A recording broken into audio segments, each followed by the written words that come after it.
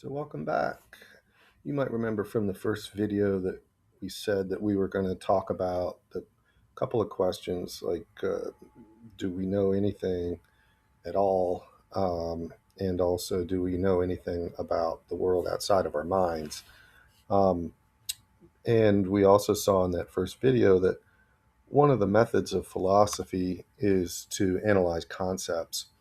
So before we can figure out whether or not we know anything and what we know, if anything, we need to figure out what knowledge is. So we're going to define knowledge, or at least talk about definitions of knowledge today.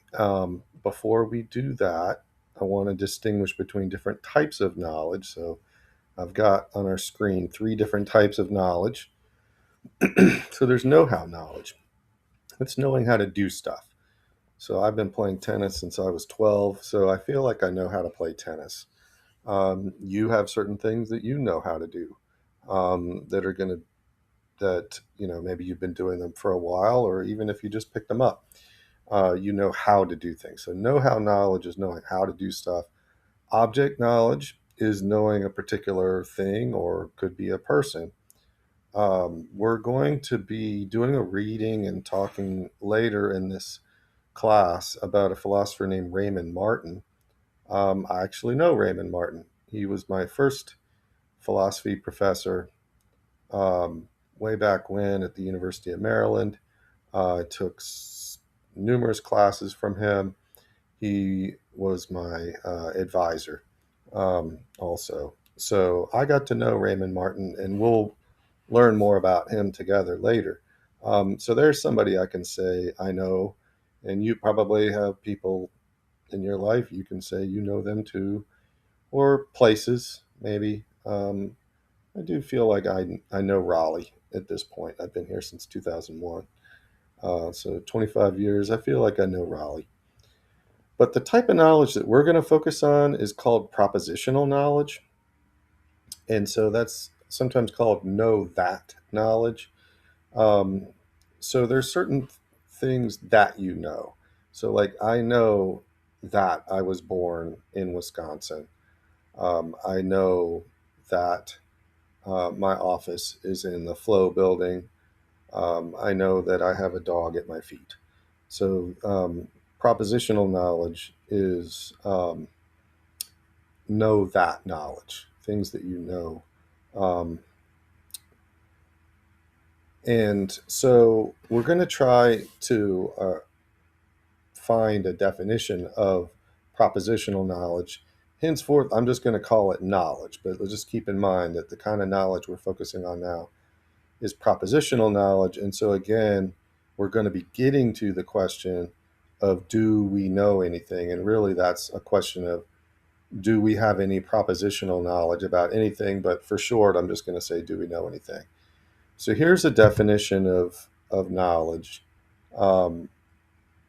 that was is kind of like a good first step. It's not going to work out in the end. There's another definition that got to be a lot more popular than this one. Um, so in terms of popularity, this one's not so popular. The next one I'm going to give you is a lot more popular. But for each of the definitions of knowledge today, um, or for the first couple, we'll talk about kind of pros and cons. So the true belief theory of knowledge, and sorry for the letters, but it just gets easier to use letters, less sort of grammatically cumbersome. True belief theory of knowledge, or we'll call it TB for short, it says for any subject S, and by subject, you're really thinking person. So think of like the subject of a court. For any subject S and any proposition P, so P will be like a sentence. S knows that P if and only if, one, S believes that P, and two, P is true. So this is TB theory of knowledge, true belief. So in order to know a proposition, you have to believe it and it has to be true. Here's an example in support of this um, theory. So we'll have the subject be me, Dr. Scott. we'll have the proposition be that Peace used to be a women's college. So, just for some background, I started at Peace in 2001. We were a women's college back then. I forgot when we transitioned to co ed, but it's been a little while at this point, maybe 7, 8 years. I don't know. It's been a bit. I can't remember. But I was here when we were a women's college. And so I do believe that Peace used to be a women's college. It's also true that Peace used to be a women's college. So, according to the true belief theory of knowledge, I know that Peace used to be a women's college. And that makes sense. Like, normally, when we talk about things that we know and things that we don't know, we would say, yeah, it makes sense to say that Dr. Scott knows that Peace is a women's college. I don't think people would question that too much. So I was here when we were a women's college. I believe it was a women's college. It's true that we're a women's college. Um, true belief theory of knowledge would say I'm the subject. So for Dr. Scott and for the proposition, Peace used to be a women's college. I know that proposition if and only if I believe it, and it's true. And I do believe that we used to be a women's college, and it's true. So according to TB, I know that, and that seems to make sense. But now what we're going to do is we're going to talk about how someone might object to this theory. And one of the ways that you can object to this theory is you can try to come up with an example where these two conditions are met, 1 and 2 are met, but the person doesn't actually seem to know that proposition. So here's one, Fred. So Fred the fisherman is he's an optimistic soul. So he's fishing and he doesn't feel a tug on the line, but he still thinks there's a fish on the end of the line. So he's an optimistic guy about the fish that he thinks is out there. And it turns out in our story that there is, in fact, a fish. So he doesn't have a tug on the line, but he believes. And it's actually true that there's a fish on the line. So the true belief theory would say that he knows this, right? Because Fred is the S. The proposition is that there's a fish on the line. Fred knows that proposition if and only if he believes it, which he does. And it's true, which it is. So the true belief theory of knowledge would say that he knows that. The problem is that it doesn't seem actually sort of intuitive to us. It doesn't seem like he does know that there's a fish because it's just a hunch. It's just a guess.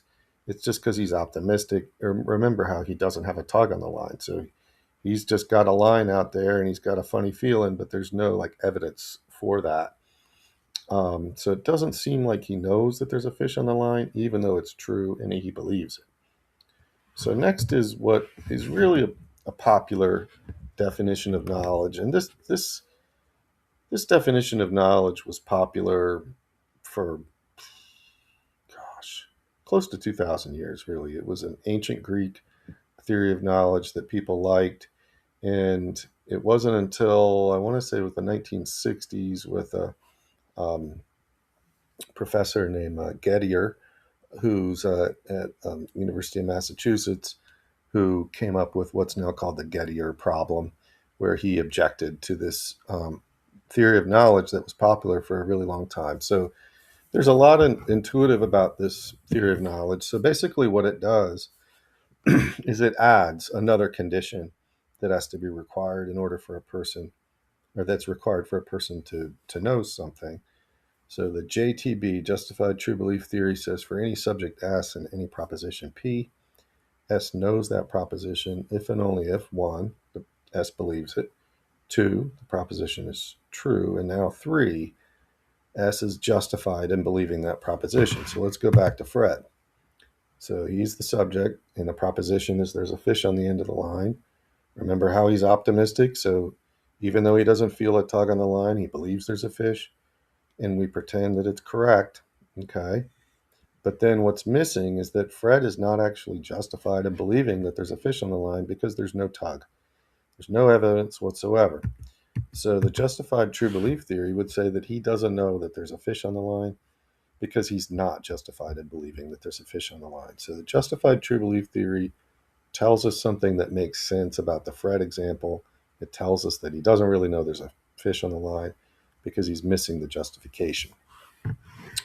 Now, I did mention Edmund Gettier, who came up with examples to object to this justified true belief theory of knowledge. When that happened, it really kind of went viral in a way, though it was before people said those words. But back in the 60s, people really started spending a lot more time thinking about knowledge. So here's an objection to the justified true belief theory of knowledge. We've got Lou, who believes that he's going to lose. So he's playing the lottery and he thinks he's going to lose. Now, don't ask me why he's playing the lottery if he thinks he's going to lose, but he is. Maybe it's a tradition for him. Um, so he believes he's going to lose. And it turns out that it's true that he loses. He's also justified in thinking that he will lose because the odds are so low, right? Remember, the odds of winning the lottery are really low. So the justified true belief theory would say that that he knows he'll lose because all the conditions are met.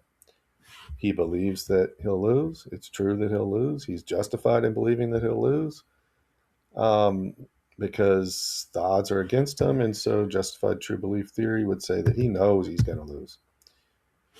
But intuitively, there's always this possibility that he could win. So we feel like he doesn't really know that he could win, or at least many people feel that way about this example, that you don't really know you're going to lose the lottery, even if you believe it and it's true and you're justified in believing it, because you never really know it's possible that you could win.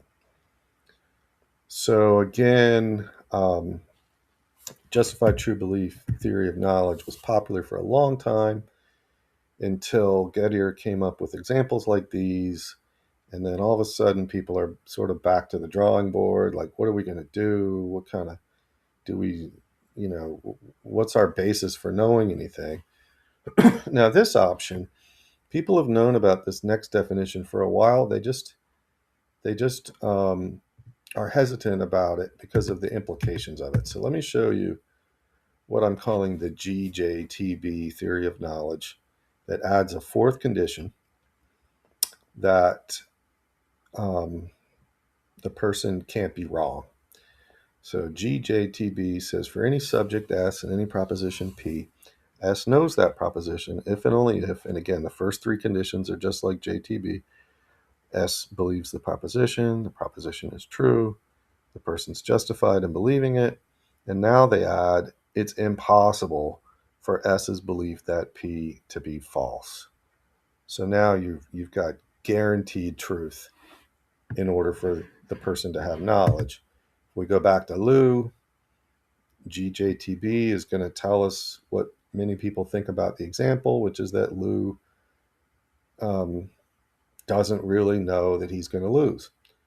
He believes he's going to lose the lottery. It's true that he loses. He's justified in believing that he'll lose.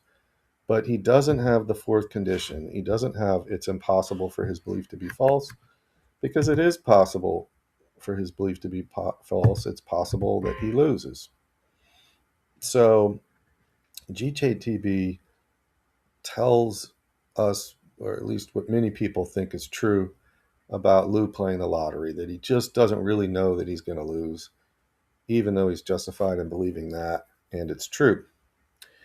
So I said before that the GJTB theory, people are worried about it, and I think what they're worried about is that if we go with this theory of knowledge, we end up not knowing anything.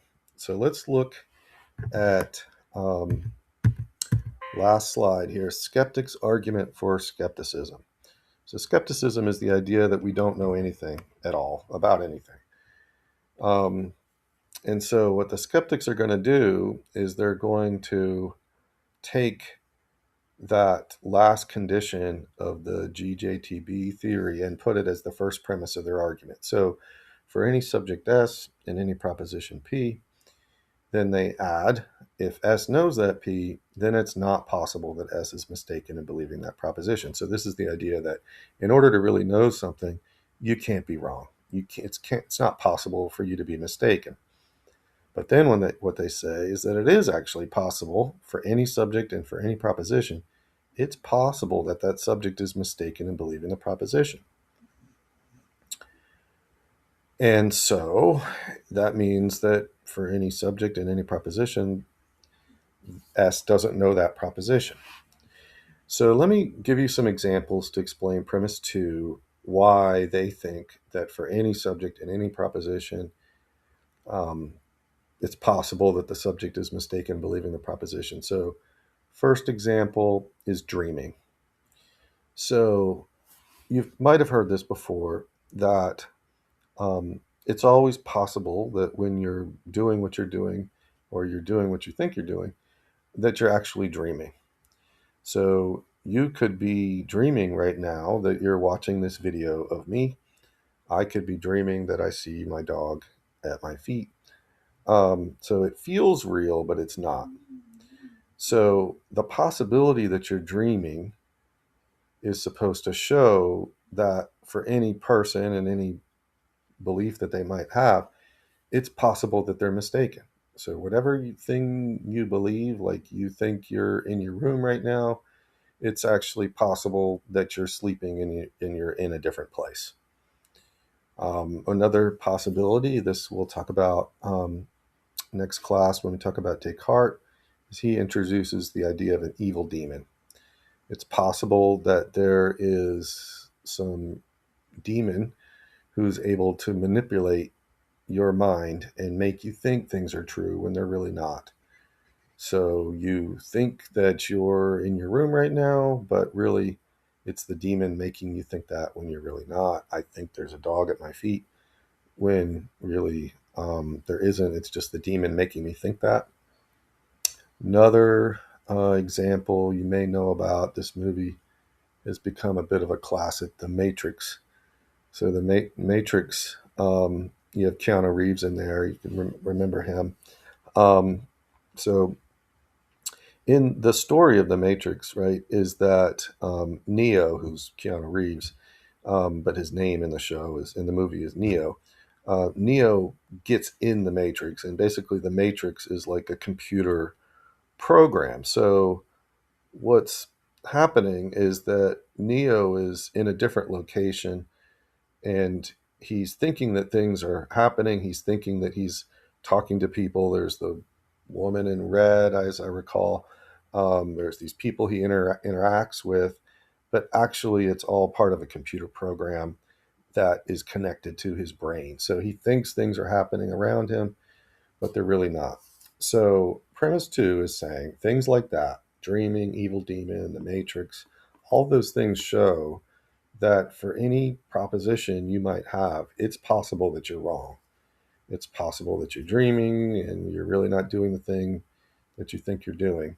And so this leads to the sort of worrisome or concerning result that for any subject, any person, and any proposition, S doesn't know that proposition. The subject doesn't know that proposition, which basically means that you don't know anything. Okay, so I'm going to let you think about the skeptic's argument for skepticism at this point. I want you to think about, um, do you know anything? If so, why do you think you know something? Um, and we'll come back and talk some more about the skeptic's argument for skepticism next video, but I'll let you kind of absorb the idea behind skepticism for a little bit, and then we'll talk about it some more. Thank you. Bye bye.